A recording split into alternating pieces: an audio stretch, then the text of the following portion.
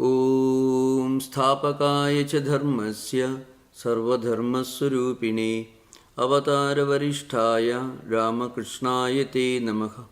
श्रुतिस्मृतिपुराणानाम् आलयं करुणालयं नमामि भगवत्पादं शङ्करं लोकशङ्करम्।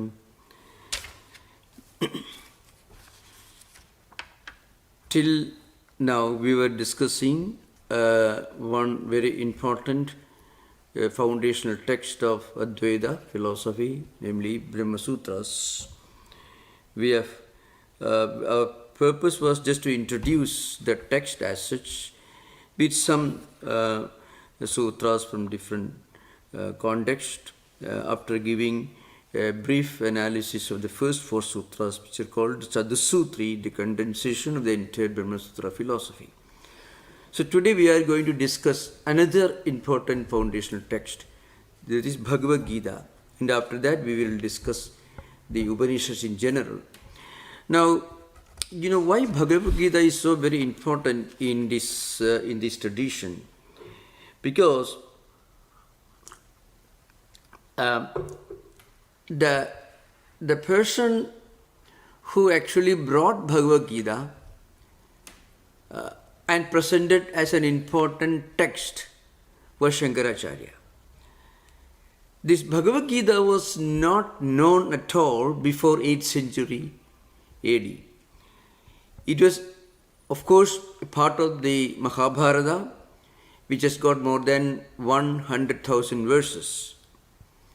And in fact, Swami Vivekananda, in his estimate of Shankaracharya's contribution, after long discussion on this subject, Swami Vivekananda says that the most unique contribution of Shankaracharya was bringing this Bhagavad Gita out of Mahabharata and to project it as an important text.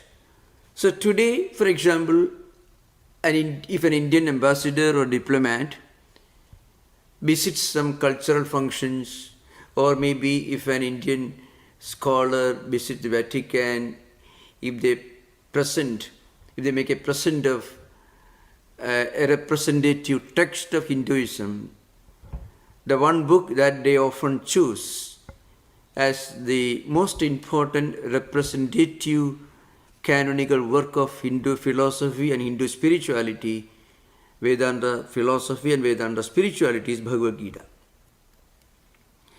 Now, we know why this is so very important. Actually, there are more than 30 Gitas in Hindu spiritual tradition. More than 30. And for example, well, I can give some examples. There are a number of books, number of verses which go by the name of Bhagavad Gita. In the Mahabharata, in the Bhagavata, and many other works. The meaning of Bhagavad Gita is Bhagavata Giyate iti Bhagavad Gita, a song sung by, recited by the Lord. That's the real meaning of Bhagavad Gita. But Gita itself means Giyate iti Gita. What is song, what is recited as a song is Gita. Now, if you go to Mahabharata, there is Uttara Gita, Vyadha Gita, Bhikshu Gita, and so on. Just to give an example, I shall read out a few of the important works which go by the name of Gita. Then only we will understand the importance of the uniqueness of Bhagavad Gita as a text. Anugita, Uttara Gita, Uddhava Gita, this is Bhagavata Purana. Uttara Gita is in Mahabharata. Anugita is also in Mahabharata. Vyadha Gita is in Mahabharata. Then Ashtavaka Gita is an independent book. Apadhuta Gita is again in Mahabharata. Of course, it is in Bhagavata Purana. Rama Gita, Devi Gita, Vibhishana Gita, Hanumat Gita, Guru Gita, Siddha Gita, Vidya Gita, Yama Gita, Ganesha Gita, Agastya Gita, Bharata Gita, Bhishma Gita, Bhikshu Gita, Brahma Gita, Gopika Gita, Hamsa Gita, Rishabha Gita, Rudra Gita, Shiva Gita, Vyasa Gita, it's called Vasishta, Yoga Vasishta sometimes. Sanat Kumara Gita, Sanasujata Gita, sometimes it is called. And Sudha Gita, Kapila Gita, there are many, Yugala Gita, Vidaka Gita, Brahmara Gita, again, Mahishi Gita, Bhikshu Gita, Aila Gita. There is another interesting Gita, it's called Monkey Gita. Monkey Gita is not, monkey is not English monkey. Monkey is the name of an householder who realized the impermanence of this world through an experience, so he recited one verse, that is Monkey Gita. So discuss later. So there are innumerable works which go by the name of Gita. Among them, Bhagavad Gita became so unique because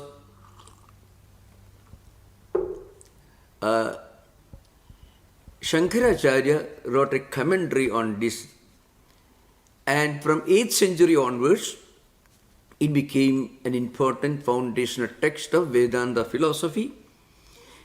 Vedanta philosophy is a much broader concept than Advaita, because Ramanujacharya, Madhvacharya, Vallabhacharya, Nimbarkacharya, Chaitanya, and many other Indian spiritual leaders, they all considered Gita as an important text. And many of them wrote commentaries on the Bhagavad Gita. So there is uniqueness. Now we are coming to the first commentary on the Bhagavad Gita, that is by Shankaracharya. So there are many unique features about this text, apart from a philosophical and spiritual analysis of the entire text, 700 verses, detached from the huge corpus of a huge work like Mahabharata, which is more than 100,000 verses. Some of the observations that Shankaracharya makes in his introduction, Kalu Bodhgata means introduction, in a way is also a kind of analysis, rather a very interesting estimate of India's spiritual culture and even of world civilization. So I shall just read a few very important parts of this.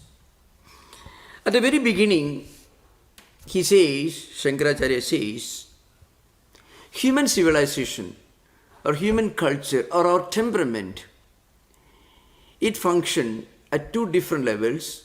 Human civilization evolves in two different streams or channels, which is called pravritti and nivritti, or abhyudaya and israyasa.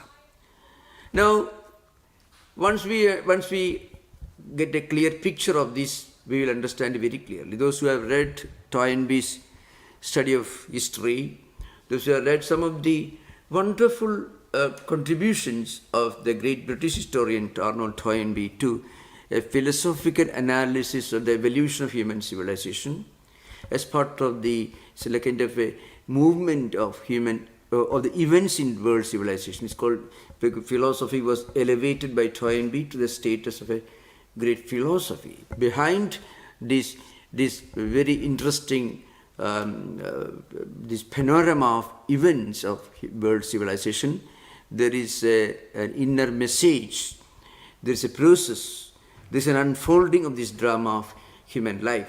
Now, this observation was for the first time made by Shankaracharya. He says, for example,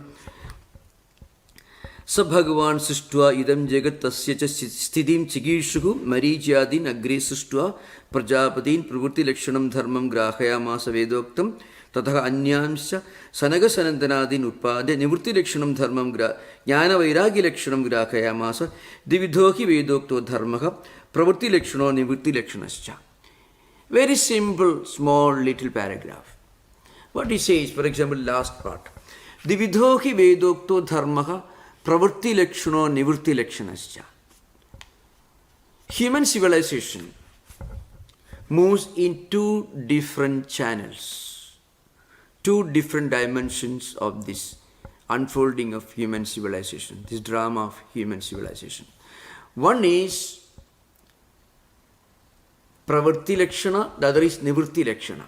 Pravritti lakshana means abhidaya. Abhidaya means you want wealth, you want money, you want status, you want the good things of this world. And in order to enjoy the good things of this world, you also evolve a system, an order, a constitution, a way of life, which includes law enforcement, court of law, maybe parliament, legislative assembly, and so on, depending upon the system. But the purpose is to enjoy the good things that nature gives us. When you use science and technology, you can make use of the gifts of nature, the wealth, the minerals, the waters, the communications, also the explosive developments in science and technology. And for that you need an order. This is the natural, spontaneous movement of human civilization, which you find in the great writings of Toynbee, Bell-Durant and others, especially the earlier historians in the 20th century who made unique contribution to historiography by analyzing human civilization, not just a set of events detached from each other, but rather a continuous process of progression, unfoldment and development of human civilization. So Shankaracharya says, this is pravritti lakshanaha dharmaha. One important unique characteristic of this way of life, this aspect of human civilization is you act, you work, and you make the best use of the gifts of nature. So wealth, status, money, all these are part of this. But you don't go beyond that. So artha, kama, guided by dharma, using the traditional language of Vedanta. Means, artha means, the ultimate goal, artha and kama means wealth, the means, the methods for fulfilling your desires, kama. So money, wealth, all these are arthas. Kama means the desire to enjoy the wonderful things that nature gives us. And for that you need a system, that is dharma. It is not dharma as understood by Buddha. That is a higher transcendental spiritual ideal. Dharma in Buddhist philosophy corresponds to a higher transcendental spiritual ideal. Here dharma means orderliness, a kind of system. Even to enjoy this world, you have to follow certain moral principles, ethical principles. You have to follow a constitution. You have to follow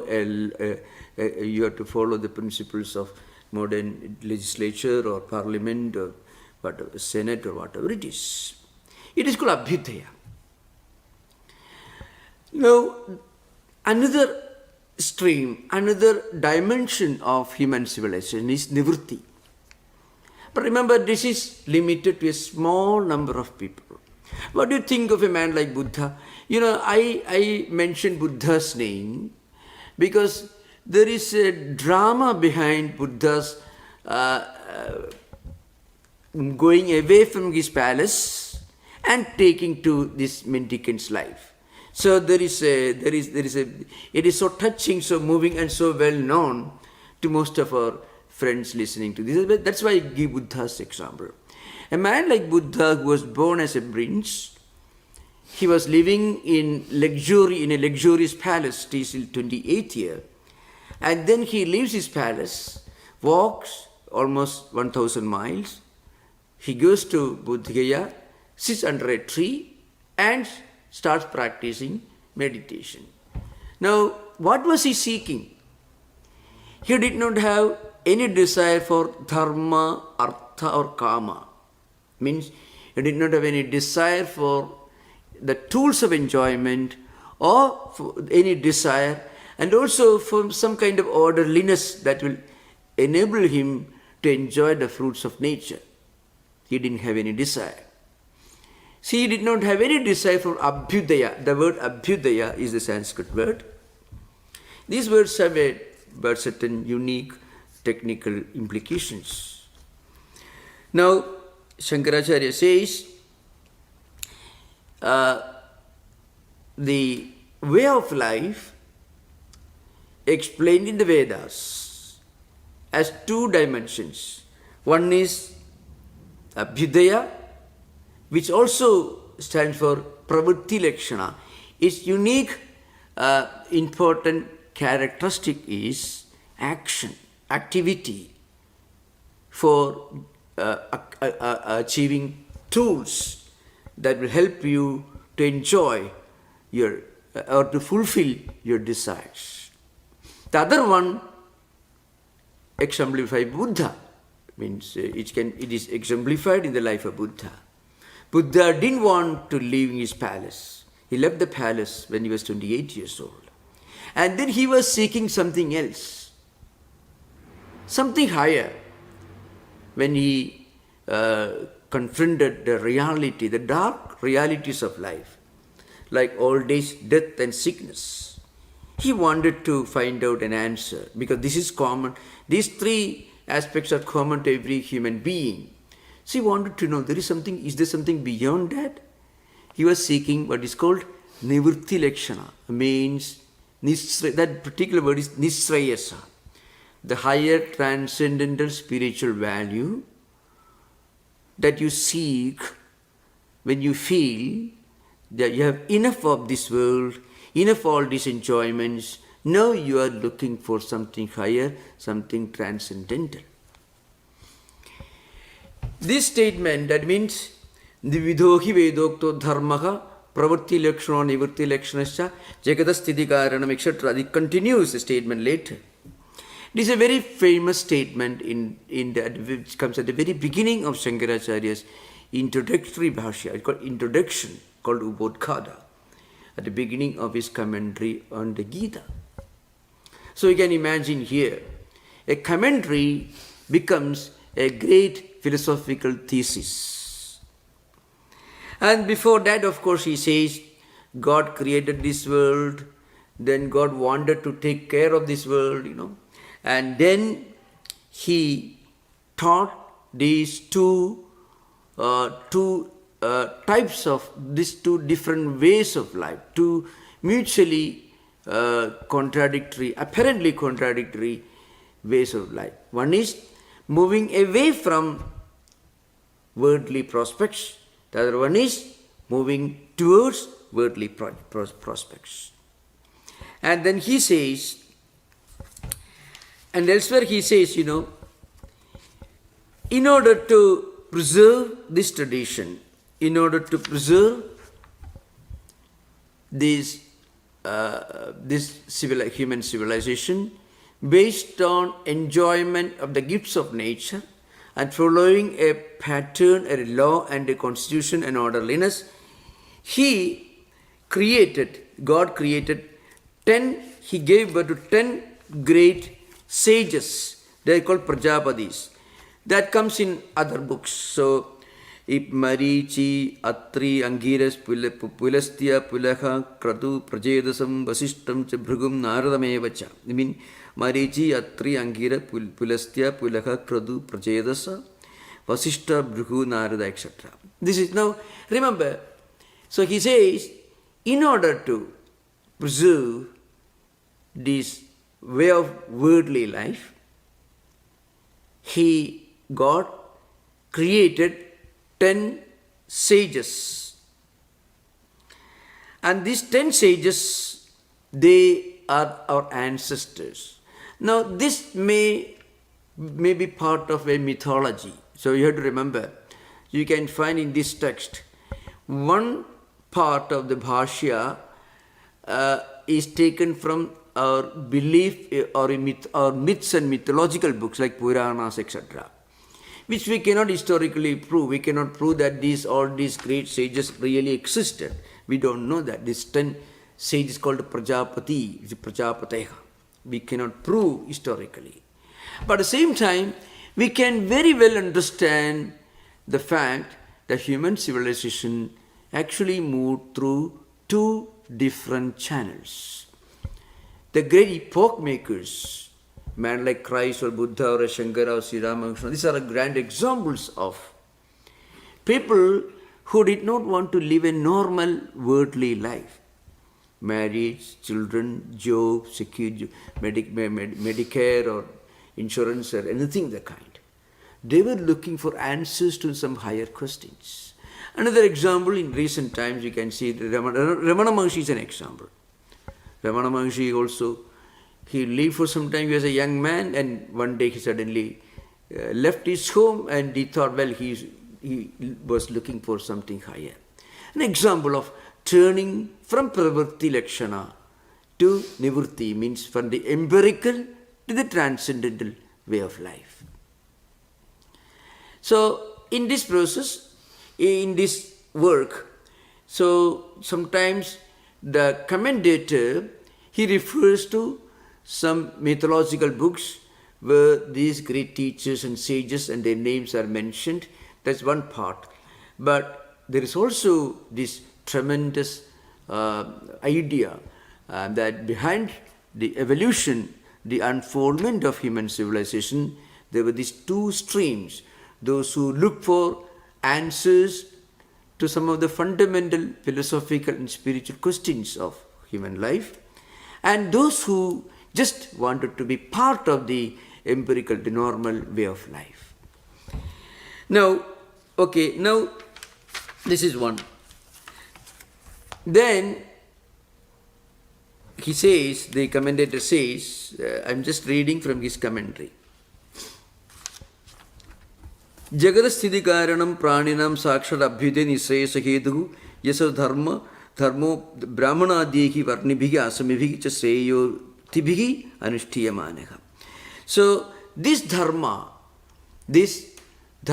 which has got 2 dimensions. One, the empirical worldly life with some ethical and moral values, and the other one, the way of a Buddha, the way of Buddhas who looked for answers to some of the transcendental questions of human existence. These 2 important streams together constituted the essence of the fundamental stream of human civilization. And then, of course, there is another, it's also very well quoted, some of the most profound statements in Vedantic textbooks. Dirghena kalena anushtatrinam kamodbhavan hiyamana viveka vijnana hetukena adharmena abhibhuyamane dharme pravardhamane cha adharme jagadasthitim pipalayishuhu sadhikarta narayanakyo vishnuhu bhaumasya brahmanatvasya rakshanartham devakyam vasudevad amsena krishna kila sambabhuva brahmanatvasya hi rakshanena rakshitasya vaitiko dharma tadadhinatvat varnasrama bhedanam. And then he makes a very, very powerful statement.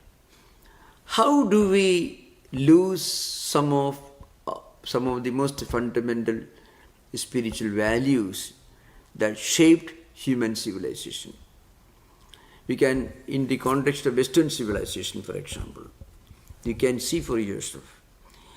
How many of us remember that 2,300 years ago, there was a man like Socrates who lived in one part of what we now call the Western world, like Socrates or Plato, Aristotle. And in the course of the evolution of civilization, slowly the Western culture lost its connection with the glory and the glory and sublimity of the ancient Greek thoughts, and went through so many cycles of war, conflicts, the tyranny of the established churches, which resorted to persecution of people who belong to other traditions, etc. You contrast this with the teachings of Socrates or Plato and Aristotle, and just imagine. So you can see this contrast. The search for eternal truth, the search for higher values, which is actually called Nivritti Lakshana Dharma. Socrates is a great example of this search for the highest transcendental values. Tadaha anyanscha sanaga sanantanadin utpadya nivritti lakshanam dharmam grahayamasa jnana vairagya lakshanam. The earlier parts, the commentator Shankaracharya says, after creating the ancestors, the great ancestors of humanity, God created 4 great mystics who were established in this transcendental ideal of life. They are called Sanaga, Sanatana, Sanatkumara, etc. So, these 4 great scholars, they are called Sanaga, Sanatana, Sanatkumara and Sananda. 4 of them. They did not marry. They were just like Shankara or Sri Ramakrishna or Buddha after his leaving his palace. So they were established in this transcendental value. So after making the statement, he says, somehow in course of time, human civilization loses its connection with some of the highest values of our ancient teachers. And frequently there is a deviation, there is a distortion, there is a moving away from these higher values. And those who practice the transcendental values, their number goes down, or these transcendental values themselves get distorted, because those who are supposed to practice these higher spiritual ideals, they themselves become afflicted with desire, selfishness, and they themselves deviate from the spiritual path. So this higher transcendental way of life itself gets misunderstood. It loses its meaning. That's why dirghena kalena anushtatrinam kamon bhavad.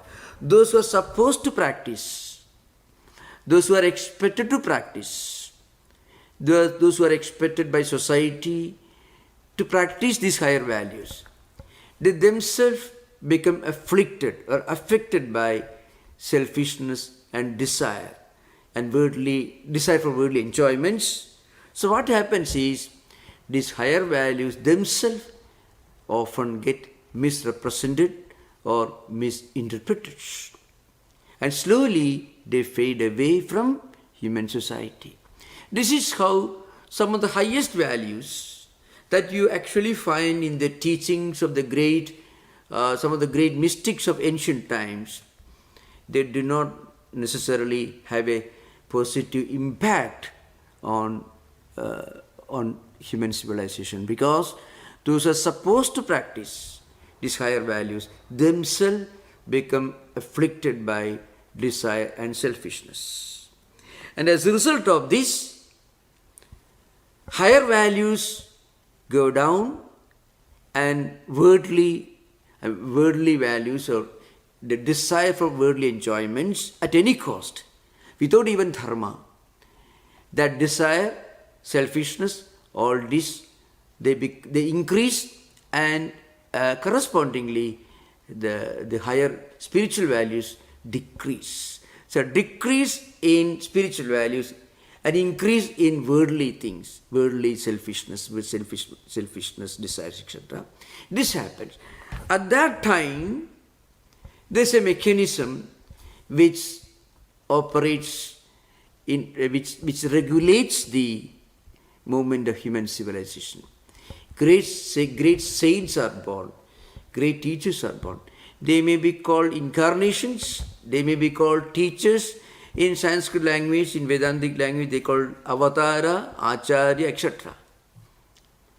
From time to time, whenever these higher values get distorted, whenever they fade away, whenever people forget their importance, and whenever people become afflicted by worldly desires alone, without any values for dharma, at that time, some great spiritual men and women take birth and set the clock back to its former sense.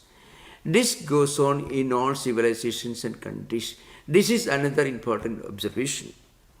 So, Jagadasthidim Paripipalayishu Sadhikarta Narayanakhyo Vishnuhu. So, this Bhagavad Gita is essentially a book that belongs to the Vaishnava tradition. Krishna himself, Lord Krishna himself, is popularly considered to be an incarnation of Lord Vishnu. So, it's a Vaishnava tradition. So, Shankaracharya writing his introduction to this book, he says, whenever there's an increase in adharma, whenever there's an increase in unspiritual or non-spiritual ideas and decrease in spiritual values, then the creator of this world, God, as a result of his desire to preserve dharma, preserve the orderliness, he takes birth in different countries, in different civilizations, and they bring this clock back to the normal level. This is the statement here. And then he says, there are certain people who normally practice these values. Certain sages, saints, when they are protected, when those who practice higher spiritual values are preserved and protected, the spiritual values also become protected and preserved. So the best way to preserve spiritual values is to preserve and protect those who practice these higher values. And as a result of this, once upon a time, Vishnu himself took birth as Krishna, Lord Krishna, and his mother was Devakyam Vasudevad Amsena Krishna Kila Sambhabhuva. His mother was Devaki and his father was Vasudeva, and like that. This is Shankaracharya's the first observations at the beginning of this introduction. In the next paragraph, he says, what are the characteristics of these spiritual teachers who are born from time to time to bless humanity, to set the clock back to its normal state? There are certain characteristics by which you can understand the unique features of a great spiritual teacher. These epoch makers who come from time to time. So, such a Bhagavan Jnana Aishwarya Shakti Bala Virya Tejopi Sada Sampannaha Trunatmikam Vaishnavim Swamaya Mula Pragadim Vashikritya Aja Avyayo Bhudanam Ishvaro Nitya Shuddha Buddha Mukta Subhavaha Api Sansomaya Dekhavaniva Jataiva Cha Lokanigriham Kurvaniva Lekshade. Now remember, I am reading this text because this is not a class on Shankaracharya's commentary, but I want to give a detailed analysis in modern language. That's all we can do, because those who are interested in studying this text and this commentary can refer to my own classes in the YouTube. I have given a detailed class up to some of the early chapters of Shankaracharya's commentary with reference to some other commentaries on Shankaracharya's commentary, reading all the Sanskrit texts and giving minute and detailed description of each word of these great commentaries. You can read it later, but you can listen to that. It's available on YouTube. It is called classes on Bhagavad Gita, Shankaracharya's commentary, and Anandagiri's commentary on Shankaracharya's commentary. All that you can find. That not so those who are interested, you can refer to that. So what the commentator says here is, what are the characteristics of the great spiritual teachers who come from time to time with the purpose of putting the pendulum of human civilization back into former position. He says, Aishwaryasya samagrasya dharmasya yashasaksya vairagyasya adhamokshasya shannam bhaga itirina. So you heard of the Bhagavan. This is often a common term used in Sanskrit. The word Bhagavan has a definite connotation and implication in Vedantic scripture. You cannot use the word Bhagavan for everyone. Of course, people use it that way. That's been tragedy of these modern times. Bhagavan is a name, and it implies a person who has 6 unique spiritual characteristics. And these characteristics are called Bhaga. One is the person, he should bring you an idea of positive energy, positive values, when they be self-contented, Aishwarya, and then Dharma, he should be embodiment of Dharma. He should also have, you can easily, if you look at the lives of the great spiritual teachers whom we normally know, whose books we normally read, whether it's a Christ, or a Buddha, or a Shankara, or Siddha Mushna, take anyone for the matter. So Buddha, I'm giving Buddha's name because he's one of the most well-known name in Western world. So Buddha is an embodiment of a kind of spiritual level-headedness, positive energy, and ethical values, great reputation for a great cause, and then a sense of renunciation of worldly things. And also, Buddha's name and teachings correspond to some values that take us beyond the empirical world, will take us to a spiritual enlightenment, moksha. These are some of the characteristics of a person we call Bhagavan means here. So Shankaracharya is analyzing, he is giving detailed analysis of these characteristics of the great spiritual teachers who are born from time to time to bless this world and to bring a sense of righteousness, prosperity, peace and dharma in human civilization. So you look at the history of human civilization, you can find this actually happening. We lose our connection with spiritual values, because those who are expected to practice spiritual values behave otherwise. They distort spiritual values. So when we observe their activities, we often misunderstand that this is the essence of spirituality, so we develop a aversion towards spiritual values. In fact, this is the problem of all religions. Every religion goes through these cycles.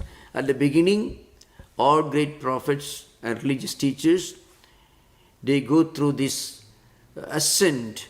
They go through austerities, struggles, and finally they reach enlightenment. Then there is recognition.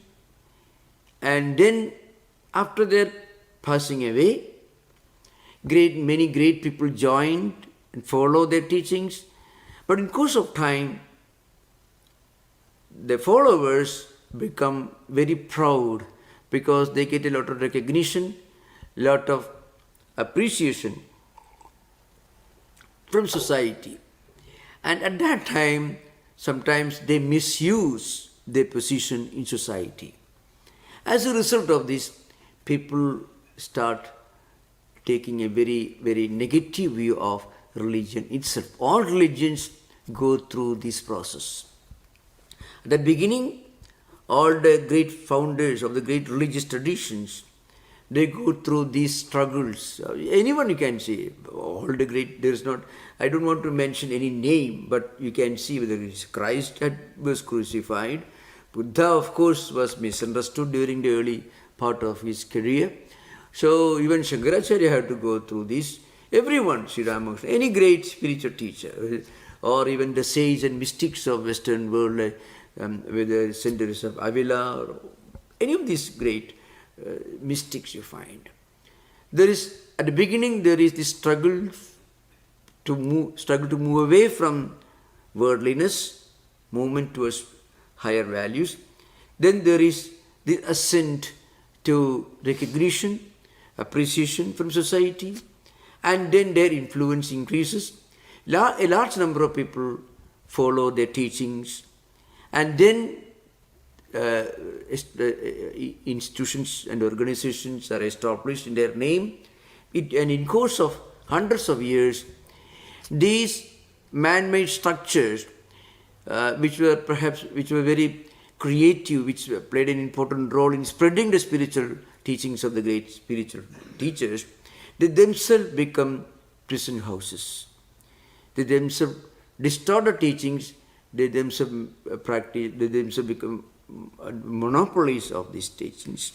And finally, people start losing faith in the tradition itself. This is the fate of most of the religious traditions the world has seen, witnessed in human civilization. This is what Shankaracharya is referring to. Dirghena kalena anushtadrinam kamnodbhavat hiyamana viveka vijnana hedugena, etc. In course of time, in course of centuries, the great spiritual teachings get distorted and people start mistaking the right for wrong and wrong for right. And eventually people start losing faith. But in those circumstances, another great teacher may emerge, and he may bring forth the best of this ancient tradition, practice in his life, and again he give a new life to an ancient tradition. In Hinduism, they are called avataras or incarnations or acharyas, great teachers. And such teachers have certain unique characteristics. The most important characteristic of these great teachers, the sense of renunciation of worldliness or worldly enjoyments. That's what Shankaracharya is mentioning here. Now, another important thing. These teachers, called incarnations or avataras or acharyas, they don't want anything for themselves. So, prayojana abhave api buddhan ujigruchaya means, anugrahechaya means, they don't have any desire for themselves. Still, they want to bless humanity because they want to preserve dharma.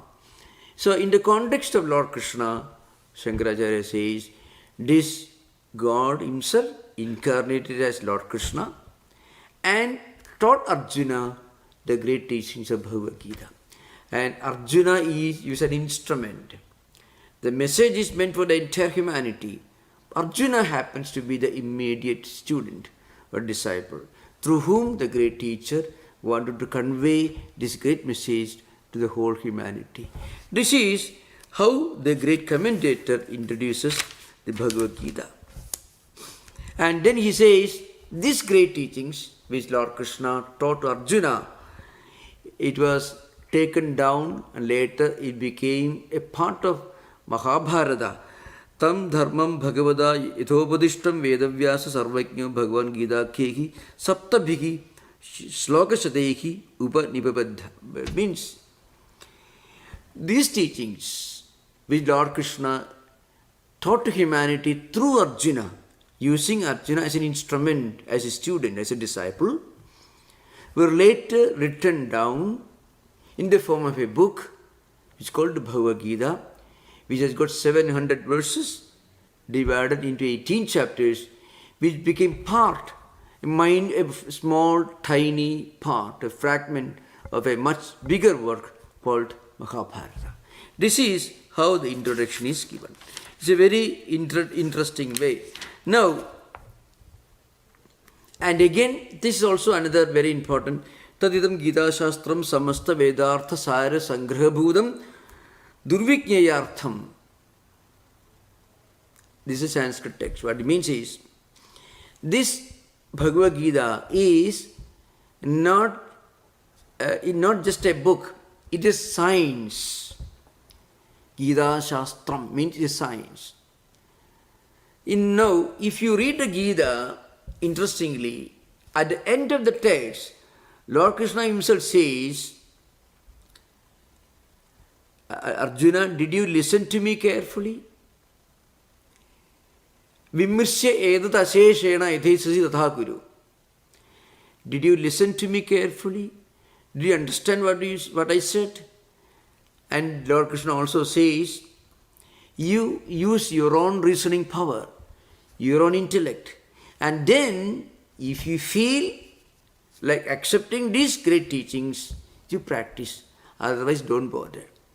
Now, this is an important aspect of scientific temper in scriptures. A genuine spiritual work will not be imposed upon anyone by a great teacher. So even while reading a spiritual work, complete freedom of expression is given. That's why Lord Krishna tells Arjuna at the end of the text, I have taught you all this, bhakti yoga. If you are of a devotional temperament, you can practice devotion as a means, as a yoga for your own spiritual advancement. If you are an active person, then you can use activity. Whatever you do with total dedication, with a sense of sanctity and sacredness, and then dedicate all your actions as an offering to the Lord, Karma Yoga. Or you can use your own reasoning power. Think of this world around you. Is this world permanent? You understand the world is not permanent. So that will naturally help you to look for something higher and transcendental. This is Jnana Yoga. Or you can restrain your mind and senses. That is Raja Yoga. So all these four yogas are explained in the Gita. And then Lord Krishna says, look here. If you really understand this, if you really accept this, you can accept. But use your own reasoning power. You do not have to follow me blindly. I don't think there is any other scripture in the world where the teacher himself directly tells the student, you listen to me with all attention, and then if you feel that you're convinced, you can accept. But vimrsya edat asheshena edat vimrsya. What it means is, you make a thorough analysis using your own reason, a thorough analysis of whatever I have taught you. And then, yadhesasi tatha kuru. Whatever you want, whatever you choose to do, that you do. You do not have to blindly follow me. This is a unique teaching of Bhagavad Gita. It's a very interesting thing. And its importance, as I mentioned earlier, is that it is a very tiny fragment of a much larger work, Mahabharata. Apparently the largest, biggest literary classic the world has ever seen, Mahabharata. More than 100,000 verses. And Bhagavad Gita is only 700. But these 700 verses became so unique. It became the most important, the most foundational spiritual and philosophical work of Hindu Vedanta tradition. But the credit for bringing it out of Mahabharata is like a huge forest. It's like a sandalwood tree, Bhagavad Gita. A small sandalwood plant or tree. And Shankaracharya entered this forest, brought this sandalwood tree and presented before us. And today, wherever you go, if anybody asks what's the most important foundational book of Hindu spirituality or Vedanta spirituality, this is Bhagavad Gita. So thank you, we can have interaction. You are most welcome with questions. Thank you, namaskar. Again, I want to mention, those who are interested in knowing more about this commentary itself, you can see there is a Shankara Bhagavad Gita, Shankara Bhashyam it's called. YouTube, my own classes are available, which gives in detail of the first 2-3 chapters of this text. It will continue later because I didn't get time. Now you are most welcome to ask questions. Thank you. Namaskar. Hello, Swami. I was wondering who wrote the Gita. It seems very strange that something that maybe is the best spiritual manual the world has ever seen could not be discovered earlier. Like it existed, and yet nobody really paid attention to it. That seems very peculiar.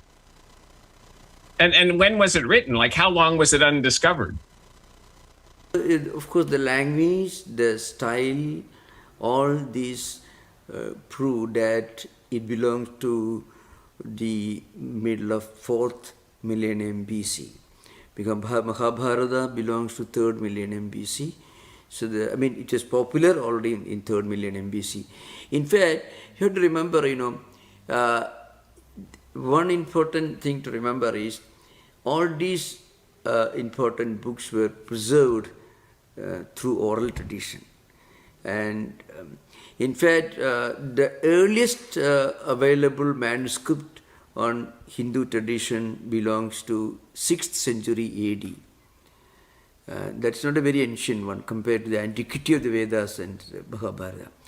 That's because many of these books were preserved through oral tradition. But there are references to Bhagavad Gita in many of the earlier books, even in works written in 9th century BC, for example, Panini's works or the Mimamsakas, there are references. But then Mahabharata is referred to, but Bhagavad Gita was brought out of this huge forest of Mahabharata thanks to Shankaracharya's commentary. That's an important thing. Another thing I mentioned to you, you said Bhagavad Gita is very important, but I already mentioned at least 35 Gitas in my referring to all these different types of Gitas. Some of them are as profound as Bhagavad Gita, but not so systematic. See all the 4 yogas, methods of practice, and all not so well organized. But there are other Gitas which are not less profound than Bhagavad Gita. So basically, it was undiscovered for thousands of years as a text. That just seems very strange. Who wrote it? No, it was written by Vyasa himself. Now, in this commentary itself, Shankaracharya says it was written by Vyasa. And those sentences go back to 8th century AD. So, this is what he must have heard, or he must have read manuscripts which were available at that time. Manuscripts were not really scientifically preserved for centuries. It's a tragedy that the first attempt to scientifically preserve manuscripts, manuscriptology as a science, it began only in the late 19th century. When Max Muller tried to bring out a standardized edition of the Rig Veda, Max Muller was not such a scholar as such, but his great work was he went to different places. He did not go to India even. He lived in London mostly. But many pandits, many scholars were deployed for this purpose. They went round. They went through different manuscripts, and he brought out this Rig Veda Samhita in standardized edition. Now, when Shankaracharya makes a statement that this was written by Vyasa himself, and Vyasa himself is responsible for writing down the whole thing in the form of a book. What it means is he must have read this in a manuscript which it must have existed in 8th century AD. So you can imagine. But then they did not preserve those manuscripts for a very long time. As far as I understand, the earliest available manuscript in Hindu Vedantic tradition is a kind of palm leaf. It goes back to 6th century AD. That's important thing. It's not very ancient when you think of the antiquity of the Vedas and all the scriptures. That's the idea behind. Yeah. And one thing, please, sorry. Buddha's Dhammapada, it's in Pali. If you the 26th chapter is called Boggo. Boggo is Pali, means Varga in Sanskrit. It's something like a chapter. In Dhammapada, 26th Boggo is called Brahmana Varga, means it is the Brahmana, he means the wise man, the characteristics of a wise person. Tam Bruhi Brahmanam. That's how many of the verses end in Dhammapada. Him I call or I consider a Brahmana as a wise man. And all those qualities are listed in Bhagavad Gita in 2nd chapter. The whole thing you find in Buddha's Dhammapada. And Dhammapada is, right from the present available text goes back to 4th or 5th century BC. You can imagine. So, but all the words are found in the Gita itself. With some are very similar, very almost identical you find, some of them. So what it means is, in India, to preserve an ancient manuscript, they revered it, they worshipped it, to preserve it from destruction. That technology, that attitude, mindset was not so well spread. That's why manuscriptology as a branch of learning, it developed only in modern times. Even now, if we go to some of the most important manuscript libraries in India, one is in Chennai, there is one Adaya Theosophical Society manuscript library, very, very big one, Baroda, Trivandrum, Mysore, and there are quite a few places, Benares and so on. So they have huge collections of manuscripts. So the way to scientifically preserve ancient manuscripts, it actually became, its importance was recognized only during the mid-19th century, especially when Western Indologists went around different places and brought manuscripts together. Many of these manuscripts were collected by Western Indologists. Adaya Theosophical Society is a huge manuscript library, one of the biggest. The British Museum has got a huge collection of manuscripts. Germany, many of these countries have got huge collections. Many of them are still unpublished. It's mind-boggling. Okay, thank you. You mentioned that Adi Shankaracharya wrote the first major commentary on the Bhagavad Gita. We know the Prasthana Trayi is the Bhagavad Gita, the Brahma Sutras and the Upanishads. And the Prasthana is the departure from the Pravritti Lakshana to the Nivritti Lakshana. So is there a Pravritti Lakshana interpretation of the Bhagavad Gita in terms of achieving worldly desires? No. You see, this is Vedokto Dharma. It is the Dharma, way of life based on Vedic culture, Vedic civilization. What Shankaracharya is writing in this commentary is the way of life. Swamiji, but when we say Prasthana means departure. Yeah. Departure from the Pravritti Lakshana to the Nivritti Lakshana. Prasthana is not departure. Prasthana here means movement or maybe schools of thought. This is roughly it means Prasthana. Don't understand Prasthana in the normal, as understood in normal conversation. Prasthana here means a school of thought, a stream. That's what Prasthana means. So, Gita Gita, Brahma Sutras, and Upanishads. These are three foundational texts on which all the great teachers like Shankaracharya, Ramanuja and others wrote commentaries. Only starting with Shankaracharya. Before Shankaracharya, nobody wrote a commentary on the Bhagavad. commentary on Bhagavad Gita. The first commentary on Bhagavad Gita was by Shankaracharya. There was no mention, this Gita as such, as a book, separate book, was not known before 8th century AD.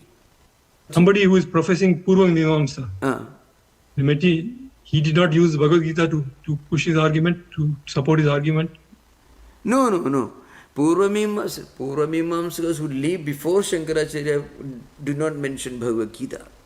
Bhagavad Gita as a text came to be mentioned as an important book of Hindu Vedantic tradition only after his commentary came out.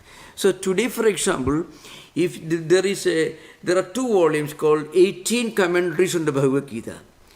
In those 18 commentaries, you'll be surprised, quite funny, and you'll be amused. There is Hanumat Bhashya, Paishachi Bhashya, and another one old, what you call a kind of unrefined form of Sanskrit called Paishachi, means unrefined kind of tribal language. So, Hanuman lived much earlier if you believe Ramayana and all that. But we do not, it's not yet confirmed. We cannot believe that they were written so much earlier. There could be some teachers who must have lived after 8th century AD. Anyway, the first non-commentary on the Gita is Shankaracharya's commentary. Gita as an important text, foundational text of Hinduism, was not known before 8th century AD. That's what I said. After Shankaracharya's time, you find the great Ramanuja himself wrote a commentary on Bhagavad Gita. Madhva tradition scholars also wrote. Chaitanya school. And then, of course, even in 16th century, Gudartha Deepika Madhusudana Saraswati wrote. Even in modern times, you find that Aurobindo wrote his own commentary on Bhagavad Gita. Great Tilak wrote Gita Raghasya, a huge book. Mahatma Gandhi wrote his own commentary on Gita. Many of the great teachers have written on Gita. In not only in Sanskrit, but in different Indian vernaculars and also in English. Dr. Adhakshan wrote in English. Aurobindo wrote in English. Gandhi wrote in Gujarati. The great 13th century Maharashtra scholar, he wrote in old Marathi language. So you find Gita being, but only after 8th century AD, not before. Yeah, that's important thing. So prior to Shankaracharya, there was Prasthana Dve, Prasthana 2, not Trayi, but Prasthana Dve. No, Prasthana Trayi, no. See, Prasthana Traya. Prior to Shankaracharya. Okay. Prasthana Trayi as a concept, the 3 foundational texts, that concept itself originated with Shankaracharya. It was already there, but it was interpreted. Upanishads, commentaries on the Upanishad, commentaries on the Gita, commentaries on Brahma Sutra, together they are called Prasthana Trayi. That way of calling it Prasthana Trayi, that way of interpreting these 3 streams as 3 prasthanas, 3 foundational streams, that practice began with Shankaracharya.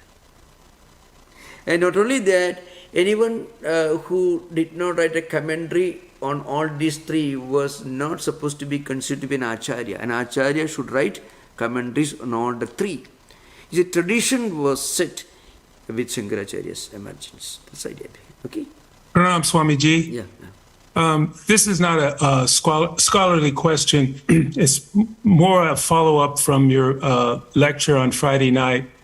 You were talking about God's grace, and you said if the soil is not fertile, God's grace is not going to really be able to have its full effect.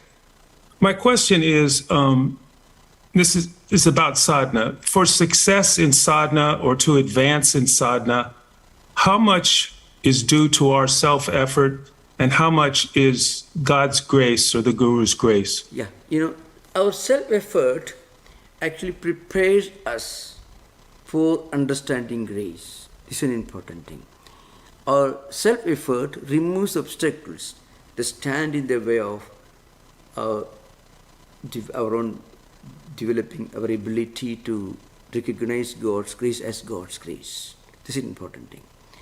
When we meditate, when we do our own spiritual practices, we prepare our mind, and at that time, if God's grace comes, we will recognize it as God's grace.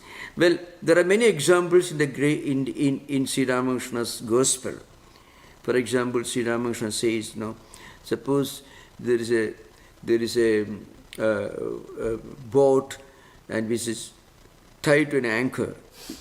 You have to untie the ropes, and then you have to row to the midstream. Then only you will be able to make use of the breeze, the wind that is blowing in the river. So if you go on rowing the boat without untying the rope, you'll be moving around the anchor. You won't move very far, depending upon the length of the rope by which the boat is tied to the anchor. But if you untie the anchor and then row midstream, then you will be able to reach the other end of it. So the Sri Ramakrishna is saying. So very often, what you are given may not be yours. What you earn alone can be yours. I can give the example. One other example is found in St. Teresa of Avila's autobiography, where she gives the example of a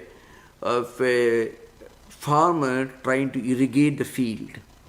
A farmer trying to irrigate the field, he has to work hard to prepare the field before sowing the seed.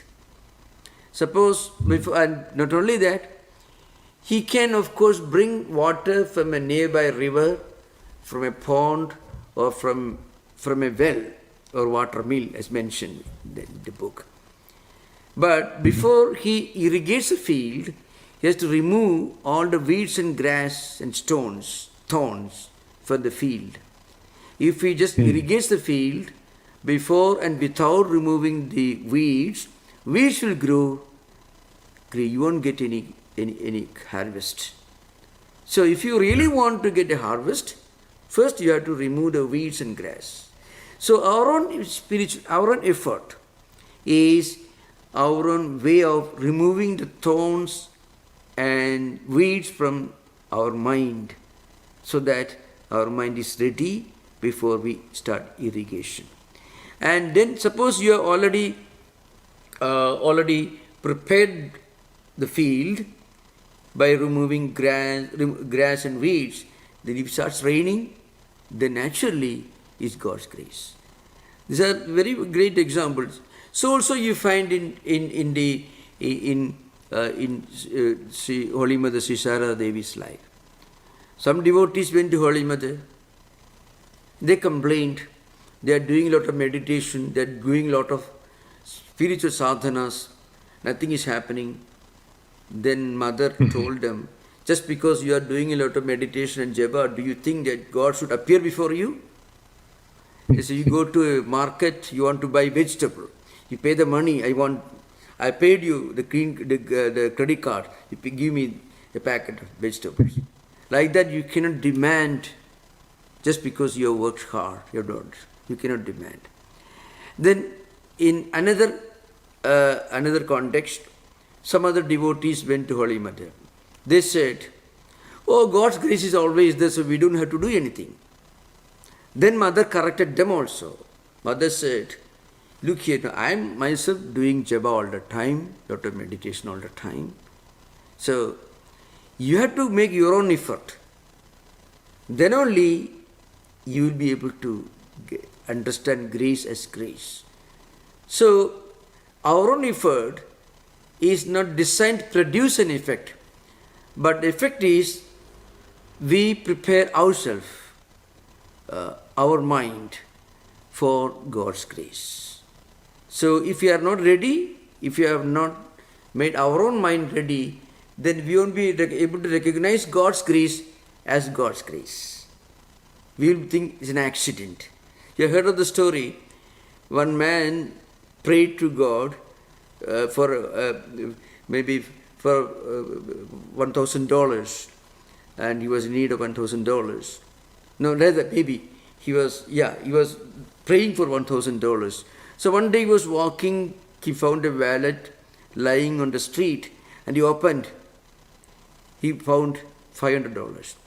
But he had also, interestingly, he had also said, well, Lord, if you give me $1,000, I shall give you $500. I shall donate $500 to the nearby church. That is what he prayed actually. He prayed to God, if I get $1,000, I shall donate $500 to the nearby church. So next day when he found a wallet lying in the street with $500, he thought, oh, the Lord, you already taken your share. So I can keep this with me. So very often, our mind may play tricks. That's why without real efforts on our part, we won't be able to recognize God's grace as God's grace. We may interpret it as a sheer accident. So this man, instead of paying to the church $250, half of what he got, he thought, you have taken your share, so I don't have to give anything. So very often this sort of things happens in human mind. That's why without our own effort, if you are given something, that may not become ours. Only what we deserve can be really ours. That's what I believe. I'm Dr. Pilser, and I'm a philosopher, and I enjoyed your session. But a question came up to me the other day about Zoroaster. Okay, just spoke Zoroaster. What can you tell me about Zoroaster? He's asking about Zoroaster, Zarathustra. Zarathustra, yeah. It was a Parsi religion. Yeah, well, if there is any information you need, Parsi religion, Zoroaster, it has some connection with the ancient Vedic religion. In the sense, they also worshipped fire as a deity. So, Zoroastrian, yeah. They believed in fire as a divine entity. They worshipped fire. So, it has some connection, some similarities. Saint Avesta, this is a fundamental text. It has some similarities with Rigveda Samhita. But in some places, that's true. Okay, thank you. Good evening, Swamiji. My question is about the meter in Bhagavad Gita. Could you speak a bit about the meter, and also is there like a philosophical or spiritual significance to having the whole Gita as this very specific 32 syllables, or have it be as like this poem or song instead of like a prose text? Yeah. Thank you. The meter doesn't have any special significance. Many preachers do that, but according to the traditional scholars and commentators, meter is not specifically linked to any special significance or anything. Gita is very simple, Anushtup, very simple. So, unlike Bhagavata Purana, which has got complex metrical forms, Gita is very simple, very straightforward. And Mahabharata is very simple and very simple work. In Hindu tradition, you find the earlier works are more lucid and simple. The later works are more complicated. It's very interesting. Mahabharata is such an ancient work, relatively much more simple than many of the modern poetical works written in India during the last 200-300 years. So the earlier works like Mahabharata are more simple, lucid. Okay, thank you. Om Shanti Shanti Shanti Harihi Om Tat Sat Sri Ramakrishna Arpanamastu.